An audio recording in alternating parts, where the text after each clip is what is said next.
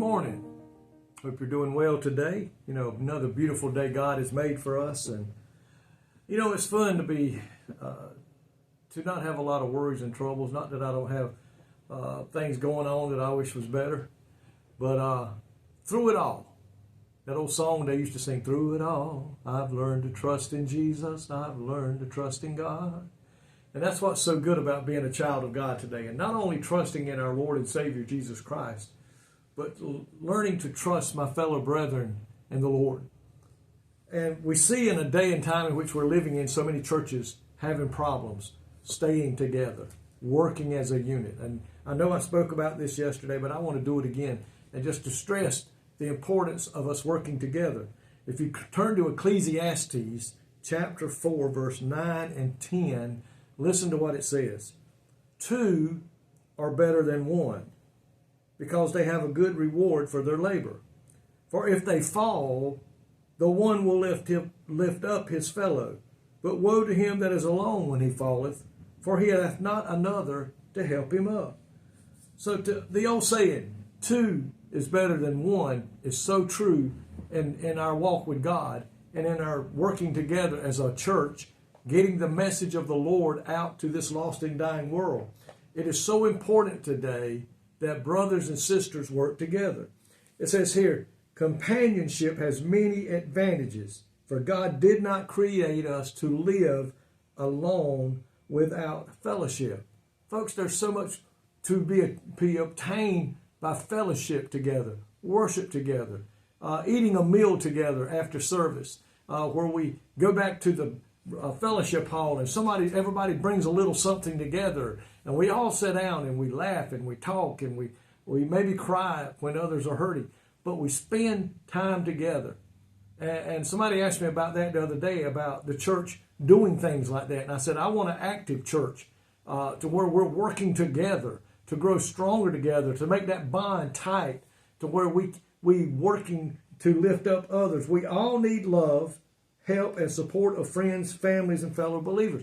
The journey's a whole lot easier when you're walking that journey with someone else. There's a lonely feeling when you're in a car driving a great distance by yourself. There's a lonely feeling when you're sitting alone and you're just all by yourself with nobody to talk to, nobody to share with, nobody to listen to. But when we can get together as fellow believers, it says, it is great. It helps us to grow stronger.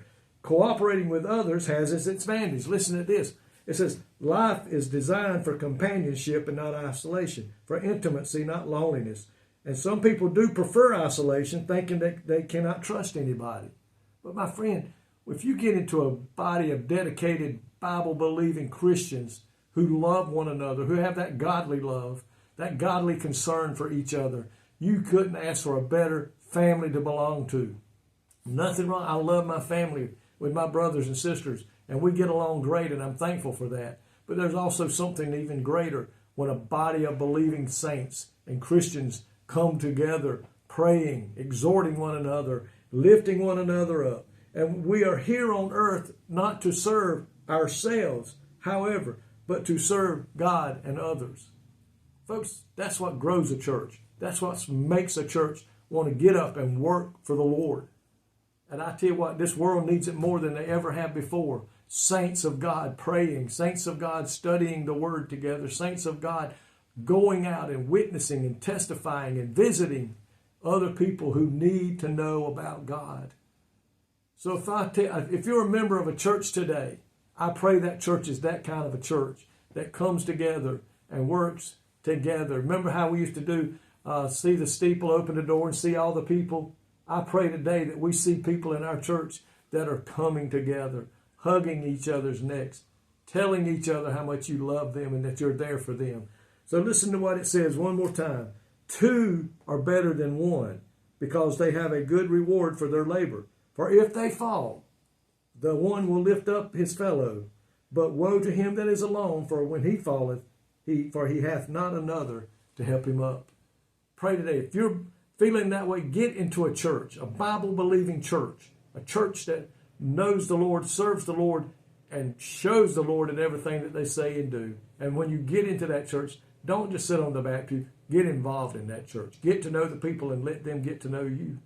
And you're going to find out life gets a lot better when you know somebody's praying for you today. Somebody's praying for God to bless you today and keep you safe.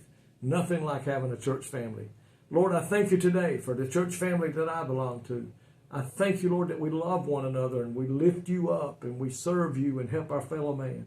Pray today, God, that churches that are struggling right now will find that secret of coming together, serving one another, helping one another, and lifting you up.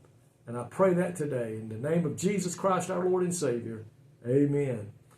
God bless you today is my prayer. I love each and every one of you, and I love you today. Pray for me, and I will pray for you.